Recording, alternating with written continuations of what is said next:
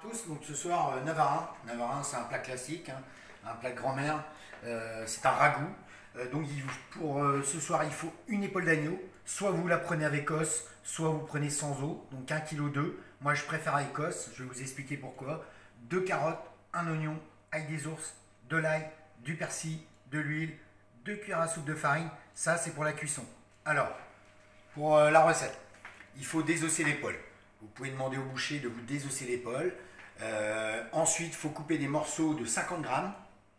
Ces morceaux-là, vous pouvez les mettre à macérer avec des épices, avec un peu d'huile d'olive. Moi, c'est ce que je fais avec de l'ail, donc l'ail des ours, un petit peu d'ail, mon oignon, ma carotte, j'ai mis mon cumin. Tout ça, j'ai mis à mariner, mijoter tranquillement sur le feu. Voilà, vraiment dans une cocotte en fonte. Je préconise d'utiliser une cocotte en fonte, ça préserve toutes les saveurs. Ensuite, quand vous avez bien fait revenir tout ça, vous ajoutez ces 2 cuillères à soupe de farine, c'est ce qui va vous permettre de lier l'ensemble. Ensuite, vous allez mouiller à l'eau, vous allez remuer l'ensemble, vous allez attendre la première ébullition, et ensuite ce plat-là, vous allez le mettre au four pendant 1h30, voire 2 heures au four. 160, 170 degrés max. N'allez pas au-delà parce que ça dépend des fours, ça aura tendance à brûler. Moi, je préconise de mettre à 160 degrés. Avec ici un couvercle, ce couvercle-là, qui vous permet justement de bien stabiliser la chaleur. D'accord ? Ensuite, une fois, pendant que ce navarin cuit au four, vous aurez besoin d'une courgette, 6 navets, 8 carottes fanes, 3 oignons blancs, 6 champignons, 5 asperges.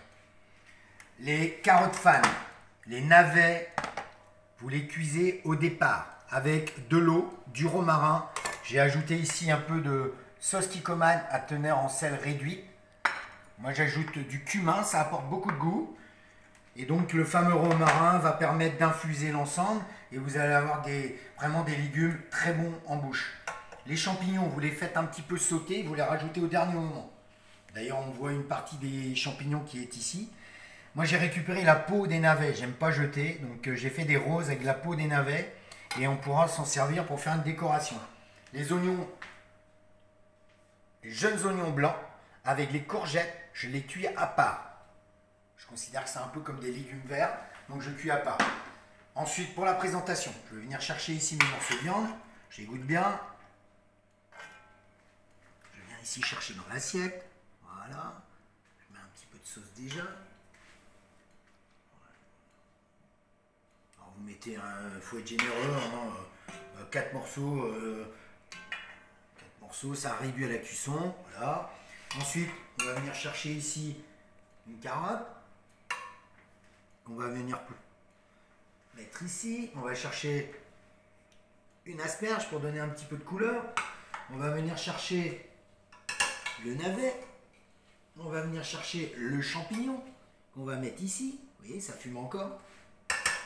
On va venir chercher ce fameux oignon blanc qu'on va venir positionner ici, gentiment. On va positionner 2 courgettes, comme ceci. Voilà. Et on va venir ici mettre, pour donner un petit peu un côté sympa, on va représenter le navet. Le navet, il est bien dans l'assiette, hein, on le voit.